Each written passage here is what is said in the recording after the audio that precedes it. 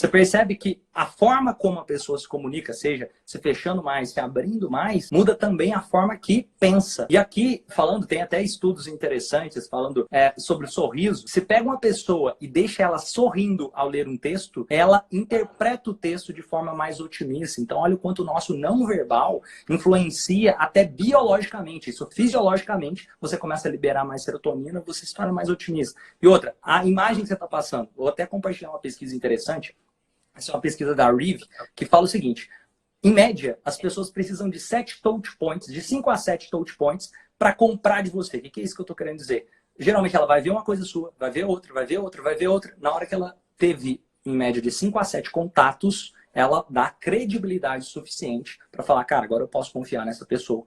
E isso, os contatos são o quê? Esses touch points que eu estou querendo dizer. Seja a primeira vez que ela estiver no Instagram, seja depois ela ver um vídeo seu, de repente uma foto, de repente outra coisa, de repente ela estiver passando na rua e de repente ela fala, cara, eu posso confiar nisso daí. Eu estou dando ou uma ligação e por aí vai, ver um material e assim por diante. Agora, por que eu estou falando isso? A comunicação não se limita só ao que está sendo falado. E teve até algumas perguntas interessantes aqui, por exemplo, não seria um campo muito perigoso por quem se inventarem de hipnotizar ou acusado, aqui uma pergunta da Ana falou. Ana, para entender, toda hipnose é uma auto-hipnose. Não é um processo de uma batalha de mentes. É um processo de duas mentes juntas co-criando uma realidade. Ou seja, se eu for fazer um exercício de hipnose com você, Ankalazans, por exemplo, se eu for fazer um processo de hipnose com você, Ankalazans, nós vamos trabalhar junto para que esse processo aconteça. Então, o primeiro passo para que a hipnose aconteça é um processo de ganhar a confiança do outro. E aqui, ganhar a confiança do outro tem tudo a ver com estar presente, tem tudo a ver com se posicionar bem, tem tudo a ver com a roupa que você está vestindo. Porque só 7% da comunicação, essa é a teoria do Albert Mehrabian, que é o que eu estou falando. Os outros 93% envolvem a minha postura, a roupa que eu estou vestindo, o tom de voz que eu falo, a forma como eu falo. Percebe que às vezes você está com boa intenção, só que você fala com um tom de grosseria, a outra pessoa começa a brigar com você? Ou às vezes você pode, por exemplo, aconteceu isso que foi interessante, que eu falei educadamente com a pessoa, só que eu estava falando um feedback negativo para a pessoa. Só que na hora que eu falei o tom de voz que eu usei, ela me falou, cara, que legal. Ela não percebeu que eu estava dando um feedback negativo pelo tom de voz. Então, o tom de voz conta muito, a roupa que eu estou usando conta muito. E o trabalho feito com esse estilo de hipnose do dia a dia, não é um trabalho, eu vou controlar a mente do outro. É um trabalho de guiar para um melhor resultado, criar uma realidade mais assertiva, seja para você e para o outro. Por exemplo, quando você está cuidando do jeito que você está vestindo, quando você está cuidando da sua postura, do seu tom de voz, quando você entende como você funciona e como o outro funciona, e cria estratégias adequadas para criar essa comunicação, você está criando uma nova realidade para essa pessoa, mais assertiva. Uma realidade que vai ser melhor para você poder ajudar ela e uma realidade para ela poder entender que pode confiar em você. Isso funciona muito no processo de vendas. Toda venda realizada, um processo de vendas, de alguma forma, existiu algum estado de hipnose sendo alterado, entendendo que hipnose acontece todos os dias. Muita gente ainda tem essa ideia, por exemplo, essa pergunta aqui da Ankalazans, não seria muito perigoso hipnotizar o acusado? Perceba que para a hipnose acontecer, o primeiro ponto é criar confiança com o outro. Então, o acusado, se ele não tiver confiança, entende que é um processo de comunicação, é natural, acontece todo o tempo. Não tem a ver simplesmente com colar a mão, não tem a ver simplesmente com... Não é perder o controle de si. Inclusive, um mito muito comum. As pessoas pensam que tem que fechar o olho para entrar em hipnose ou que tem que sair de si.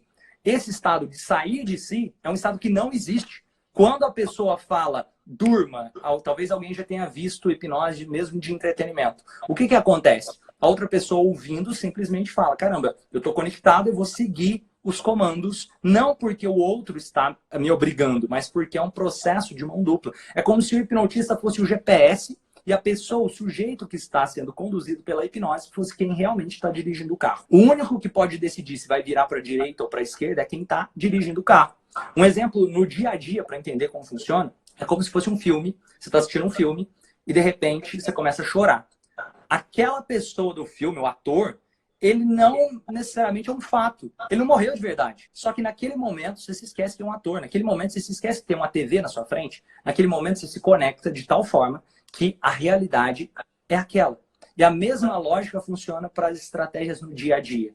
Isso serve muito no processo de vendas. Isso serve muito no processo de entender mais sobre o cliente, entender mais sobre o que está acontecendo dentro do caso. Eu vou dar um exemplo aqui do Bundler, que ele usou.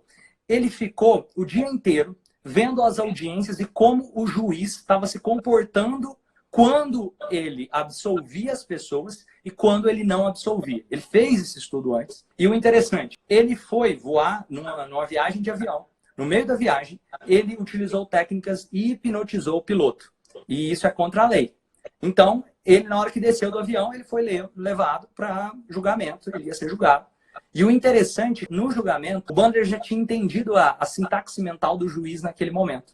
Entendido de tal forma que ele percebeu a forma como as pessoas que eram absolvidas se comportavam, a forma que o juiz olhava para elas quando elas se comportavam daquela maneira. E na hora, o juiz disse que ele estava absolvido e ele não percebeu o que ele disse, ele percebeu depois. Isso é a mesma lógica que acontece quando você pede um suco sem açúcar e a pessoa traz o suco com açúcar. Você entender como isso acontece no dia a dia. É um piloto automático. A mesma lógica que acontece quando a pessoa já está acostumada, ela está fazendo aquilo toda hora sem parar. Aí, de repente, vem alguém e usa a mesma sintaxe mental, ele faz aquilo no piloto automático de novo. Tanto, por exemplo, eu sou vegetariano. Eu já faço isso porque eu sei que as pessoas vão seguir a sintaxe mental. Eu chego e falo, cara, olha, mas não pode ter presunto. Eu aviso para a pessoa. Aí ela, beleza. Eu falo de novo. Eu falo, ó, não pode ter presunto, tudo bem? Por que eu falo 2 vezes? Para garantir que ela não vai se enganar. Porque eu já passei por várias vezes para chegar depois e ter a carne ali. Tô falando porque eu sou vegetariano. As pessoas seguem o padrão do piloto automático. Quer dizer que 100% das vezes o juiz iria absolver? Não necessariamente. Se a sintaxe mental for compreendida e você seguir ela, vai funcionar. Tanto que tem... Depois eu posso até deixar... Vou deixar um link aqui de uma pessoa utilizando essas estratégias de sintaxe mental para pagar outra pessoa com papel, sem ser com dinheiro, sem ser com dinheiro físico. Por quê? Porque a comunicação é automática.